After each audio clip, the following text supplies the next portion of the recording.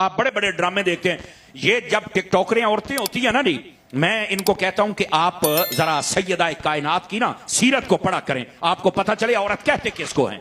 ये जो टिकटॉकर औरतें होती हैं, तुम तो औरत के नाम पर भी धब्बा हो, तुम्हें औरत कहने के लिए भी इस्लामी कवानीन अगर देखे ना, वो तुम्हें औरत भी नहीं कहते, जितनी तुम हदों को क्रॉस कर जाती हो। और ये बातों की फिर बड़ी तकलीफ होती है, क्या मौलवी सीधियां गल्लां करदा है। तो मैं आख्या साडा दीन डिंगा है ही कोई नहीं, साडा दीन सीधा सीधा है। और ये सीधियां होनियां ने तो गल बननी है।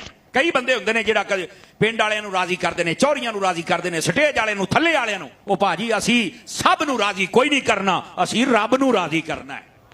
रब राजी हो गया थी, अल्लाह अल्लाह ते खैर सल्ला। तो ये मिजाज थोड़ा सा बदलिए, जो सही बात है वो कह दिया करें, कुछ भी नहीं था, पहाड़ को नहीं डिगदा पाया। तो इन टिकटॉकरों से मैं कहूं, मैंने पिछले साल चंद एक वीडियोस दोस्तों ने मुझे दिखाई। वो टिकटॉकरे हैं, अपना जानवर जिबा कर दी, 35 कसाई खलोते ने विच खलो के छुरी फेर दी कसाइयां दे नाल हाथ ला के।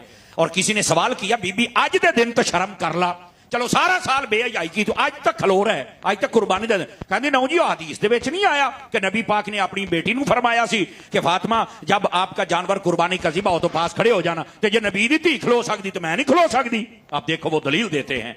मैंने कहा बीबी तेनों को जवाब देने वाला तारी वर्गा ही चाहिए कि जदों हजरत सैयदा नूं फरमाया सी ना कि तुसी अपने जानवर दे कोल खड़े हो जाओ, वो जो ज़िबा करने वाले कसाई नहीं सी, मौला अली शेरे खुदा सन।